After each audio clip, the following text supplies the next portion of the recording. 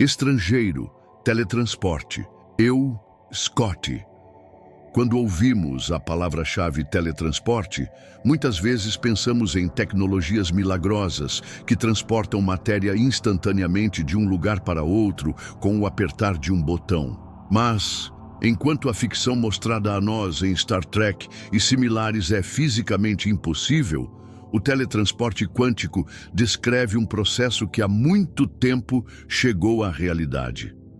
Em detalhes, estamos lidando aqui com a transferência de informação quântica, como o estado de spin de um átomo que é transferido para um segundo átomo distante. O teletransporte quântico não transfere matéria, mas apenas suas informações armazenadas. E, de fato, especialistas recentemente encontraram alguns marcos inovadores neste campo emocionante. Por exemplo, há cientistas do Instituto Max Planck de óptica quântica que desenvolveram um método que é tão simples quanto inovador, exigindo apenas um único fóton como recurso de transmissão. Ou os pesquisadores chineses que estabeleceram uma ligação quântica via satélite entre estações terrestres a 1.200 quilômetros de distância.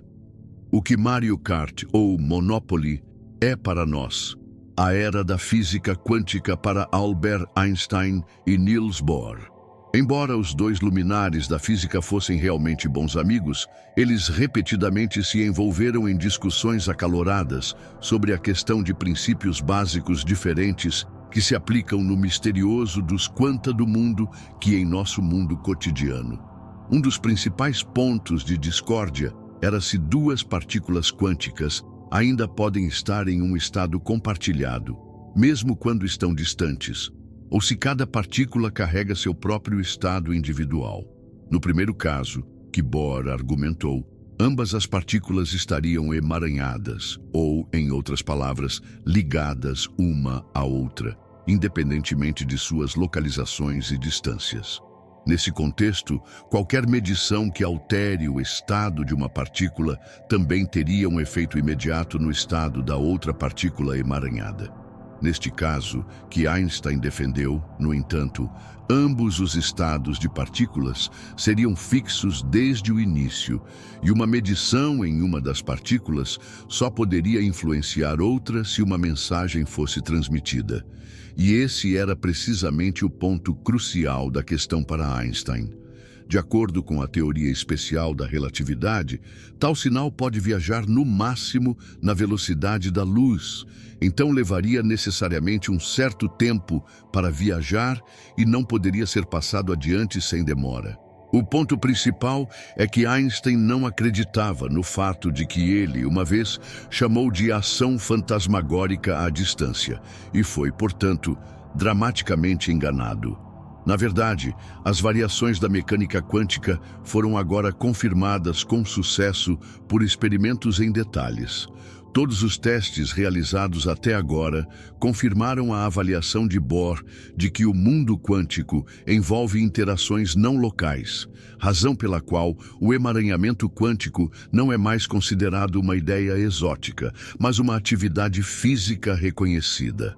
Emaranhamento quântico. Em mais de 1.200 milhas, no entanto, os experimentos altamente complexos que forneceram a prova do emaranhamento quântico não foram realizados até décadas após as mortes de Einstein e Bohr. Então, podemos apenas especular sobre como o criador da teoria da relatividade teria reagido à demonstração inovadora que os físicos chineses realizaram alguns anos atrás. Como já mencionado, qualquer mudança no estado de uma foto emaranhada também causa uma mudança no estado de seu parceiro, de modo que a informação pode ser transmitida instantaneamente, ou, em outras palavras, sem demora, por enormes distâncias. E, no entanto, esse aspecto também tem uma limitação crucial em nosso ambiente terrestre, porque tanto na fibra de vidro quanto na atmosfera da Terra, efeitos disruptivos garantem que, no final das contas, apenas algumas fotos cheguem ao seu destino no estado emaranhado. E foi assim que o alcance máximo dessa comunicação quântica foi de apenas 100 quilômetros na preparação para o experimento humano. Mas na vastidão do espaço, os pares de fótons são muito menos perturbados. Como os fótons emaranhados viajam pelo vácuo do espaço na maior parte de sua jornada, eles permanecem emaranhados mesmo quando enviados para duas estações terrestres muito distantes. O satélite de pesquisa chinês, Misius, demonstrou de forma impressionante que essa abordagem teórica também funciona na prática. Ele conseguiu enviar fotos emaranhadas para duas estações receptoras na China, que estavam a nada menos que 1.203 milhas de distância. Mas como algo assim funciona? Bem, quando se trata de detalhes técnicos, a unidade de transmissão do experimento quântico a bordo do satélite compreende um laser cujo feixe era guiado por um guia de ondas e um cristal especial.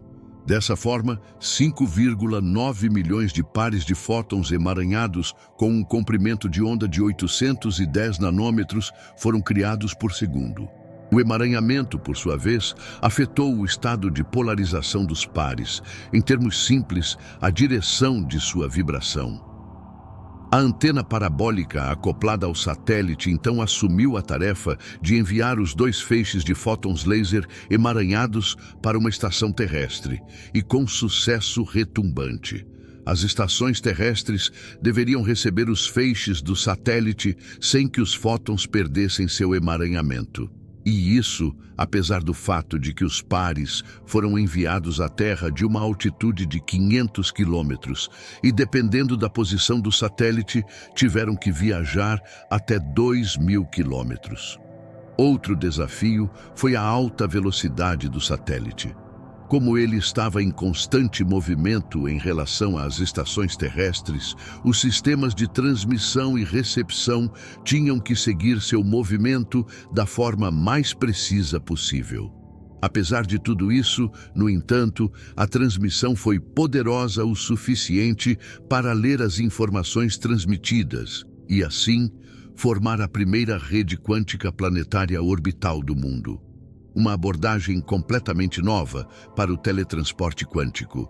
Einstein e Bohr imaginaram que seus sucessores científicos um dia se aventurariam no espaço para encontrar uma resposta para sua disputa. Bem, quem sabe?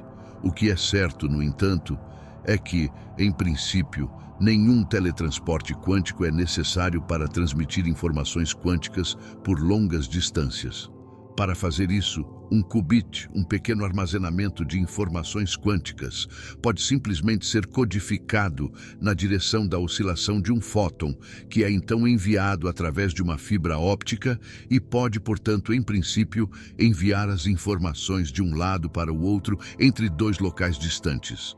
No entanto, como as fotos são muito frágeis e fugazes, elas são facilmente perdidas ao longo do caminho e, com elas, as informações quânticas armazenadas. O teletransporte quântico pode contornar esse problema, mas, para dizer o mínimo, é necessário. Afinal, ele requer duas partículas emaranhadas com antecedência para servir como um recurso para o teletransporte. E tal recurso geralmente é tudo menos fácil de produzir. Nesse contexto, a equipe liderada por Stephen Welt, Stefan Langenfeld e Gerard Hempt, do Instituto Max Planck de Óptica Quântica, se perguntou como seria possível realizar o teletransporte quântico usando um recurso mais disponível, ou seja, com apenas uma única foto como partícula auxiliar. Publicado na Physical Review Letters, uma série de experimentos foi baseada em átomos resfriados individuais e nos princípios da eletrodinâmica quântica de acidentes e, finalmente, realizada em um procedimento completamente novo que usa apenas um único fóton para teletransportar o estado de spin, de um único qubit atômico para um segundo átomo a 60 metros de distância. O qubit foi teletransportado, foi preso em um segundo ressonador óptico, enquanto o átomo também foi preso em um ressonador em um laboratório vizinho. Para transferir as informações, os cientistas refletiram uma foto sequencialmente nos dois ressonadores nos quais os dois átomos estavam localizados. O fóton voou através de uma fibra óptica conectada aos dois ressonadores. e então uma medição do fóton e do estado de spin do primeiro átomo foi realizado. Com base nessas duas densidades, um sinal de feedback foi então enviado para o segundo átomo, que foi irradiado como um pulso de laser e cujas propriedades dependiam das densidades anteriores. No geral, esse método permitiu que a informação fosse teletransportada de um átomo para o outro. Mas se deixarmos nossos pensamentos correrem livres neste ponto, surge outra questão emocionante. Afinal, não é possível que o teletransporte quântico ofereça, em última análise, alguma brecha que também torne possível transportar as pessoas o sonho de se teletransportar? Bem, para começar, é importante ter em mente que, com limitação falando, a informação no teletransporte quântico não viaja do ponto A para o ponto B. Em vez disso, ela aparece no ponto B e desaparece no ponto A quando você a lê. Além disso, a quantidade de informação que pode ser transmitida dessa forma é extremamente limitada, geralmente apenas alguns bits. Além disso, um grande obstáculo é que uma das duas partículas emaranhadas deve sempre ser levada ao destino, primeiro para teletransportar a informação. Somente quando uma partícula acoplada estiver no lugar, as informações poderão ser compartilhadas entre o remetente e o destinatário sem demora. Em outras palavras, o teletransporte quântico requer que a infraestrutura adequada esteja no local de destino. Se quiséssemos teletransportar uma pessoa de uma nave espacial para a superfície de um planeta treinado no melhor estilo Star Trek, isso só seria possível se todos os átomos dessa pessoa fossem escaneados e suas informações quânticas convencionais para partículas emaranhadas que já foram enviadas ao destino com antecedência. Outro obstáculo é o fato de que nós, humanos, temos o hábito irritante de não sermos objetos quânticos. Em outras palavras, os átomos e moléculas individuais em nós estão sujeitos a tantas interações e perturbações que todas as superposições e emaranhamentos físicos quânticos entrariam em colapso instantâneo.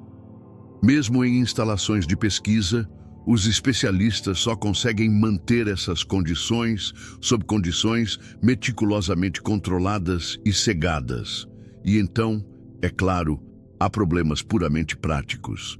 Mesmo que tentássemos imitar seriamente a tecnologia de Star Trek, teríamos que aquecer a matéria a milhões de vezes a temperatura do núcleo do Sol, fornecendo mais energia para a máquina do que toda a raça humana tem à disposição, melhorar o desempenho de nossos computadores em 1 quatrilhão de vezes e, por último, mas não menos importante, contornando as leis da mecânica quântica. Em vista de todos esses fatores, é claro para todos o quão provável é a realização do teletransporte no presente, e mesmo as pessoas no futuro distante permanecerão que trabalharão duro para tornar essa tecnologia realidade. E se você quiser divulgar nossos vídeos para sua realidade regularmente, basta clicar no botão de inscrição.